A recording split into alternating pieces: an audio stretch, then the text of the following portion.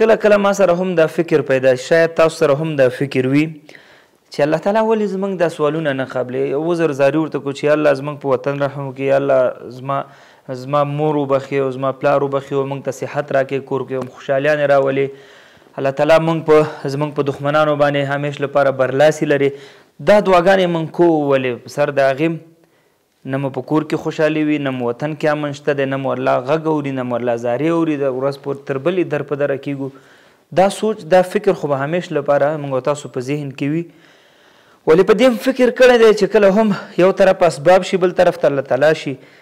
یقین او باور مو په دې اسبابو ډېر وي که په الله باندې فکر نه کوم. که چېرته زما په خپل فکر باندې چې څومره یقین مو په اسبابو وي که همدومره یقین مو په الله تعالی پیدا شي، نو باور نه کوم چې ځمکې په سر نه تا نه به بل نیک انسان او الله ته نږدې دوست وینه او الله تعالی به دې ضرور دعا قبلوي، الله تعالی به دې ضرور منت او زاري اوري.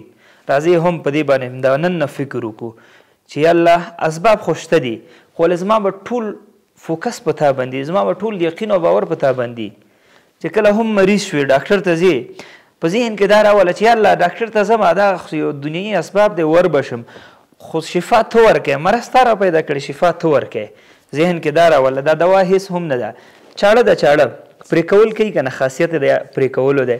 اسماعیل علیه السلام یې پلار واچو ابراهیم علیه السلام ورته ستونې ته چاړه به هغه کوي راکاږي او ستونی نه پرې کېږي، مری نه پرې کېږي.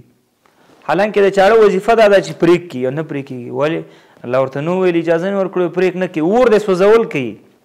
ابراهیم علیه السلام یې اور ته واچو، څو میاشتې خاشاک جمع کړو، بیا څومره غټې لمبې وي چې دی په ټال کې کینی غورځوي ورته. د هغه وظیفه دا ده باید وسوځوي.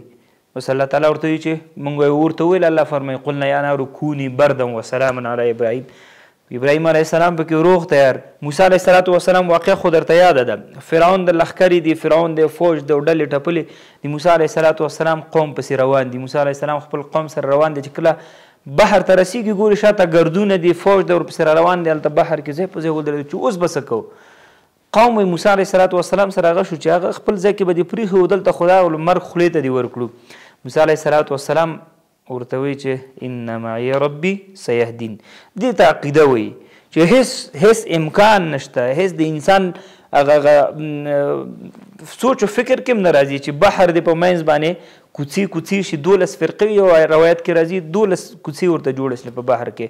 فرعونیان چې څنګه راوړل ودرېدل دا څه حل دی؟ ډایرکټ هغې خوا واوښتل، دې ته ورځي بس رب تعالی ورته حکم کوي چې ورځه پې ټولې غرق کړ. بحر وظیفه څه ده او الله تعالی حکم ورته کوي.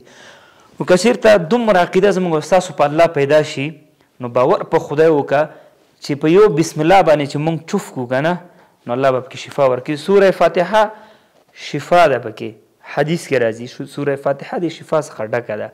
همغه سوره فاتحه ده، همغه خولې دي، همغه مسلمانان دي، وایي یې چوف کوي اثر نه کوي. ولې نه کوي؟